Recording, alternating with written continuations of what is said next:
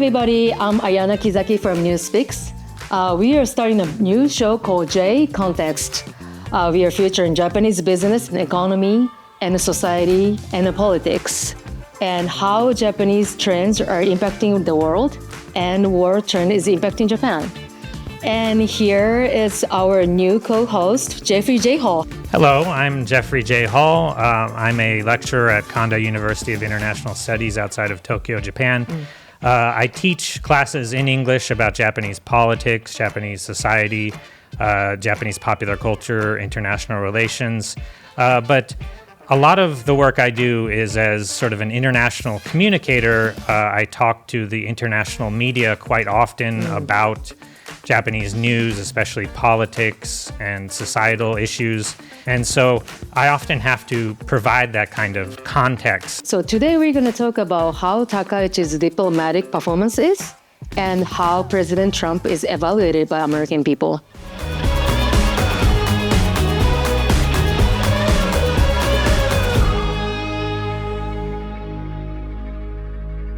So I'm thinking we can talk about politics, right? Yes. So how do you see Takaichi-san as a prime minister?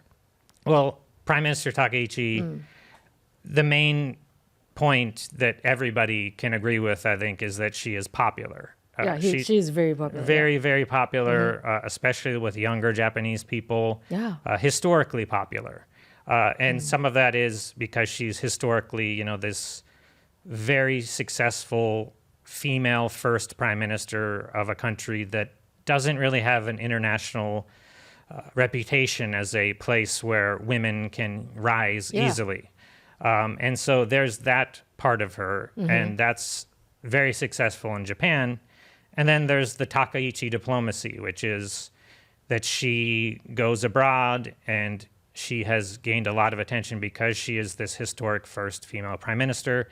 And she's very friendly to foreign leaders. Do you think so? I mean, her way of smiling, hugging people, touching, body touch, this kind of things. Male Japanese prime ministers don't do this. Yeah, they've never done that. They're like the shy boy in a high school class, usually, which is fine, I think, politically. But I think to a lot of Japanese observers inside of Japan, this freshness of a friendly female prime minister like Takaichi helps them to feel like Japan is doing something, special internationally. But here's where it gets to what I kind of feel, which is a little bit controversial, is that it doesn't really matter internationally whether she's friendly, whether she smiles, whether she hugs people. Japan has a status internationally. And it will be respected by certain countries, and it will be disliked by a few countries that have historically disliked it, China, North Korea, Russia. But it doesn't really matter if Japan's prime minister is a boring old guy or a friendly, smiling woman with energy. The foreign relations of Japan with America and most of the West and most of Asia are going to be stable and positive. This is just a reality of how the world is structured right now. So I think a lot of Japanese TV viewers, Japanese mainstream media, not maybe online media so much, but especially television, you go on there and their coverage of Takaichi is so praising that I don't really understand as a foreign observer why they would think that she is so successful because she is just pursuing the foreign policy of the LDP as it has existed basically for decades, especially since the time of Abe.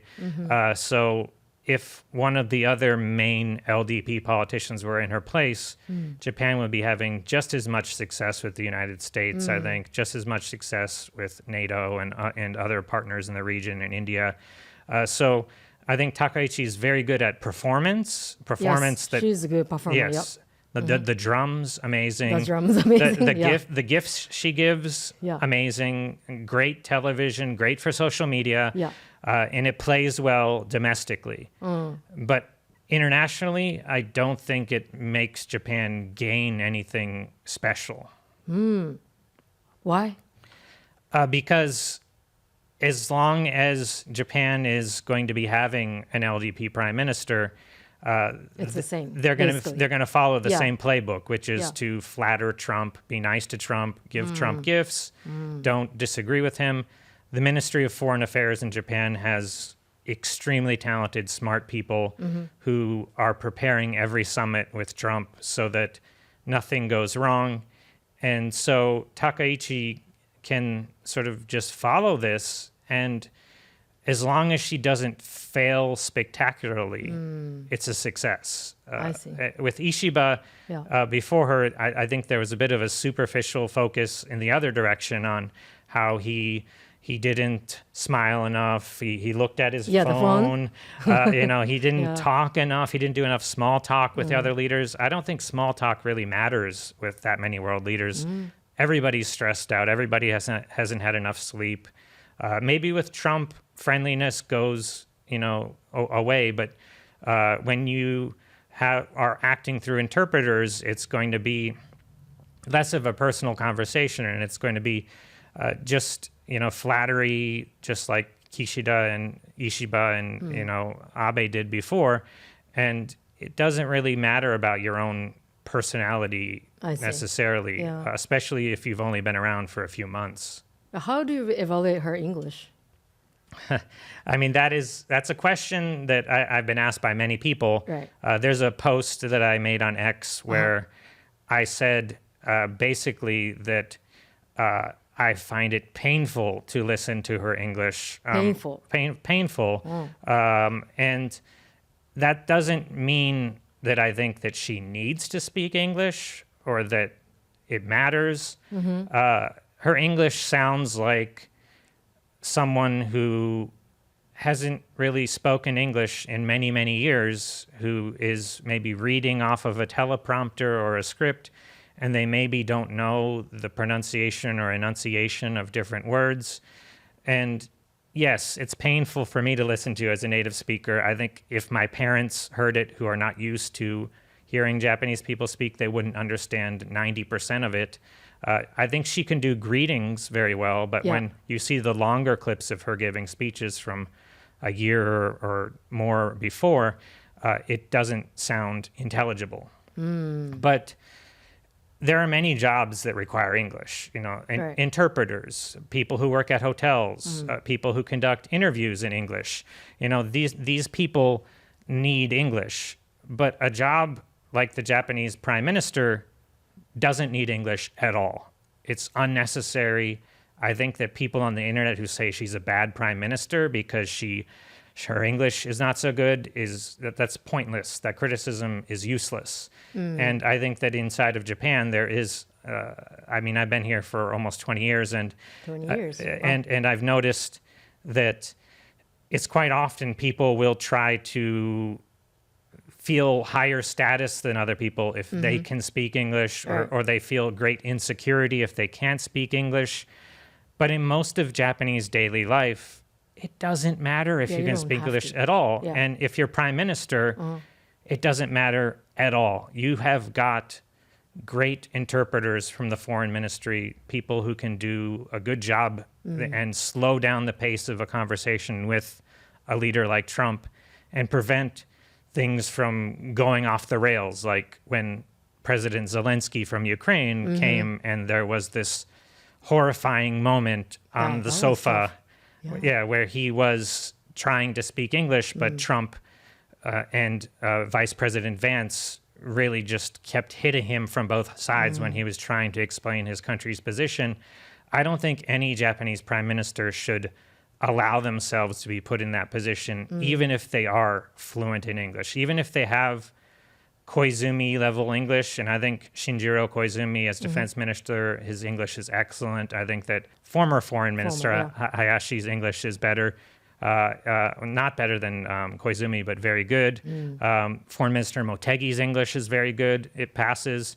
But I think if they're ever negotiating with another country using English, especially the United States, they should use professional interpreters just so that there isn't any mistakes in viewing things. And back in the 1990s, Japan had a Prime Minister Miyazawa, who could speak very fluent English. And when he did engage in over 1 hour, maybe 2 hour discussions with the American president, the media in Japan actually criticized him for giving in and using English when he could take advantage of that sort of gap in time and gap in interpretation that involves interpreters, because when you're speaking with a native speaker as a non-native speaker, I think a lot of people feel that the native speaker can sort of drive the conversation. Maybe I'm doing it right now. I hope not. I mean, no. But yeah, of course, it is something that can happen to people when they're in that kind of situation. So I think using interpreters is the best method for Japan, no matter what.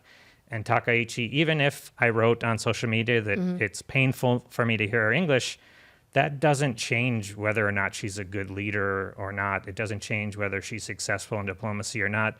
I think that she's attacked on a lot of very superficial things, especially on the internet. The people on the left who dislike Takaichi, there's many issues that they could disagree with her on policy, or how she doesn't speak with the media enough, or how she treats opposition party members when they question her in the Diet. But stupid things like, oh, can she speak English at a native level, or is her English great or not? That doesn't matter at all. Yeah. But to some extent, like she has to speak to Trump a little bit, say hi, right? Yeah, Greetings, hello, nice to meet you. And I can hear that on the audio, but you can see very quickly that she quickly calls over the interpreter, and then the same interpreter that they've used since the Abe days, and then things go smoothly. And Trump is not angry that she can't speak English. It just slows down this very hyperactive pace at which Trump will often speak. I think the reason why we are interested in that, because she used to work at the Congress Fellow, as a Congress Fellow. Right? Congressional Fellow, yes. Okay. So it means to us, she was working in United States in Washington, D.C., right? Right. So how come her English is not good? That's that's why we are curious about it. Yeah, that's something that comes up on the internet a lot. And I wasn't in Washington in 1990 something whenever she was there. That's a long time ago. I think some of the viewers watching this would not have been born back then. Almost all of my students were not born back then. And so even if she had really great English back then, she came back to the Japan, and it's been decades now. So she may have forgotten then a little bit. Yeah, of course. Yeah. It's natural. If you're not using it on a daily basis, you're going to lose any language ability. So I can't really be sure what her English was like back then. I don't think, like people on the internet say, that she was like a fraud or anything like that. I think that we can't really judge based on that, because it's so long ago. And for so long, she's done a job that doesn't require English on a daily basis. And that's kind of like intern, you said. It's like a... Yeah, it's basically a congressional fellow is sort of like an adult internship. And it involves research. And so when she came back to Japan, she marketed herself using a title that is not the same official title as what a congressional fellow is, but if she had called herself a congressional fellow, nobody in Japan would understand. Yeah, we wouldn't know what that is. Yeah. So she called herself some kind of researcher, which is basically what an adult intern would do in the U.S. Congress. How do you see Trump? Like, okay, so when I talk to my American friends, of course, some people love him, like MAGA, right? Right. MAGA people, they love Trump, but somebody around me, they just hate Trump. It's just like super, what do you say, like divided, It's like two opposites. He's maybe the most divisive person in American political history, maybe at least in this last 100 years. And I think that Trump is someone who is a success story in America. I mean, it's obvious that he beat expectations. He beat the expectations of whether or not someone like that could become president. Somebody like who was just a business owner a TV reality star host. kind of semi-sleazy business owner with many divorces. It used to be that, American presidents just having one divorce was enough to make it seem like you don't have the morality to get the vote of the very pious Christian voters in America. But Trump got their votes. They're some of his most loyal supporters. And he says the most vulgar things on social media in real life, and he still has the support of Christian people. And he is one of the most unpredictable and kind of strange presidents America has had in my lifetime, and probably in the lifetime of my parents and my grandparents. Yet he still won an election 2 times. Which is incredible. But when it comes to expectations of what he will do, we can't really predict what Trump is going to do. We don't know what Trump is going to write on social media right now. I mean, it's the middle of the night or maybe early morning in America as we record this. But I heard actually somebody's checking it before he posts, right? He has a staff member, this woman who was reported very recently in the media as very influential, but he posts, so many times throughout the day, and it's random things, like a picture of him with a space alien, or like him saying that certain people should be arrested when he's definitely not going to arrest them, or just some very unhinged attack on a foreign country's leader, or threat to invade an ally. So Japan has to walk a tightrope with Trump. Japan needs America more than anything for its national security. And so just not offending him is the most important thing. So the government here doesn't react negatively when Trump says something extremely offensive. If Trump is going to make a joke about Pearl Harbor, he did. A joke that very much reflects, I believe, his personal anti-Japanese feelings that he's held since the 1980s when Japan was a real competitor of America. He said the same kind of things about Japan cheating America, Japan being sneaky, and his focus on Pearl Harbor. In the American imagination, Pearl Harbor is the ultimate sneaky, underhanded attack. We can go into the historical details and see that it wasn't necessarily meant to be a surprise attack, and that there were delays in the translation of the announcement. But to Americans today, most of them believe that Japan just suddenly attacked America for no reason. And that falls into Trump's kind of idea of Japan as a country that is sneaky and cheating America when it wants to, and deserves tariffs, even though there's very little evidence that Japan is cheating America on trade. America is just doing poorly with its own companies in Japan. That's why American cars don't sell well here. They're huge. Nobody wants a huge car. Because of Toyota and Honda. Toyota, Honda, other companies make cars that are suited for Japanese roads. I mean, other companies, Jeep actually makes cars that are successful in Japan. But most of the American car makers gave up many years ago trying to even adapt to Japanese tastes. But Trump is stuck in this sort of 1980s mentality. That's what people say, Yes.